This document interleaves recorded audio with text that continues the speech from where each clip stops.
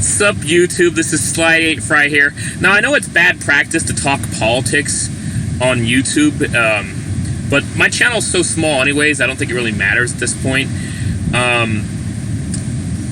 So I want to go over something real quick that's really awesome, that I'm really happy to see. We have so much turmoil and hate going on. We also got the coronavirus. So much terrible shit's happening. Bernie Sanders, a video from the Bernie Sanders YouTube channel. The results show that this district is demanding change. Yes. Okay, let's see. When we won in 2018, we were called AOC is amazing. What you all have shown is that a people's movement here is not an accident. It is a mandate. It is an absolute mandate. I find it hilarious how Republicans or Trump supporters are like, AOC doesn't have any experience. Well, let her get the experience as a House representative, you dumbass. Not to mention, Trump has literally no political experience at all, and he's president. I mean, working in the House of Representatives is like a start for working in the government. And it could lead to a lot more. But you shouldn't just become president just like that, like Trump did. I mean, I'm exaggerating, just like Trump did. It was more than that, but he had no experience. This is what this district has been waiting for. This is what this country has been waiting for. And we are all here now together. I cannot wait to get to Congress and cause problems for the people in there who have been maintaining a status quo that is literally killing our children. That's off the fan, they see. It's going to take a couple of days to get the full count. That's all right. I wanted you to know we've already won. We have defied the odds. We have proven the doubters wrong. We are showing what Kentucky is made of right now. Kentucky? And I am so proud of us. Did he beat Mitch McConnell? The historic nature of this campaign is not lost on me. Growing up poor, black, and gay, I never imagined that somebody like me could run for Congress. Had I been able to look to someone quite like myself, it would have been direct evidence of the fact that things really do get better later in life. That last one's amazing because, I mean, there's so much going against them because of those two, well, actually all three of them. If you're poor, it's really hard to get anywhere in life. It doesn't matter what race you are. Poor is not prejudiced. I mean, if you actually are poor, sorry.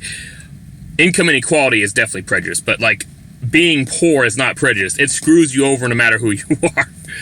But also being black and also being gay, like those are hard things to overcome. They really are. This does, with all the terrible shit going on, like the rigging of the primaries, the clear foul play by the establishment DNC to shut down Bernie Sanders and want nothing to do with him.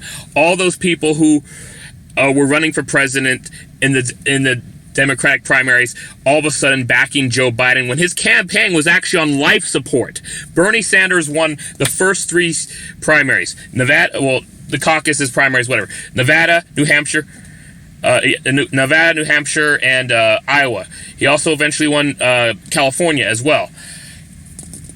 Bernie Sanders had a great lead, and the only one who was competitive against him was actually Pete Buttigieg. Pete Buttigieg was very close against him in both Iowa and New Hampshire. And Joe Biden was on life support.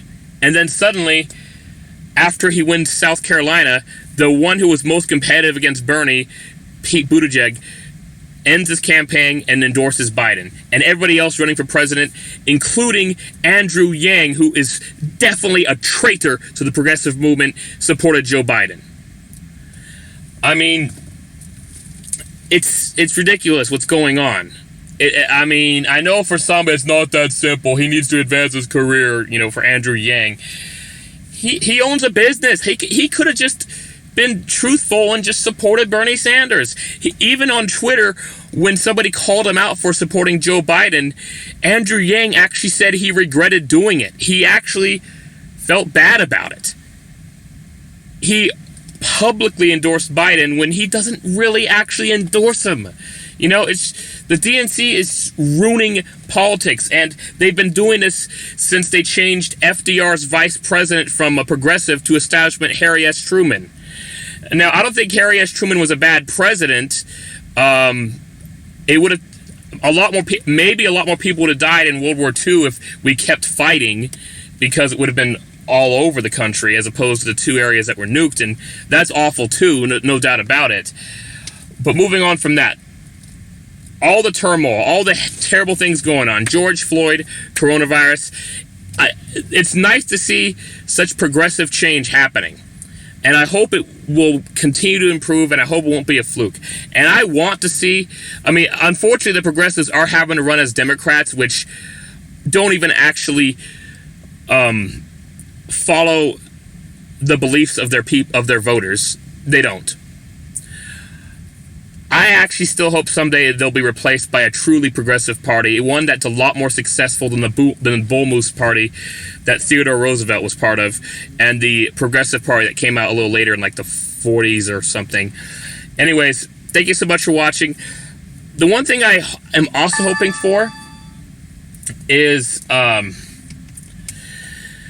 also hoping that atheists will have a better shot. I feel like atheists are... Damn it. I feel like atheists are the group of people that it's like considered okay to be prejudiced against. Nobody bats an eye if somebody's prejudiced against an atheist. Nobody does. I mean, it might be talked about a little bit, but it's hardly remembered, hardly mentioned. You'd have to look that stuff up. Nobody cares about atheists at all. People do, but like in general, it seems to be like completely okay to be hateful towards them, and I think that's not fair. Anyways, please like, comment, and subscribe, and click that bell icon to add your notifications. Thank you so much.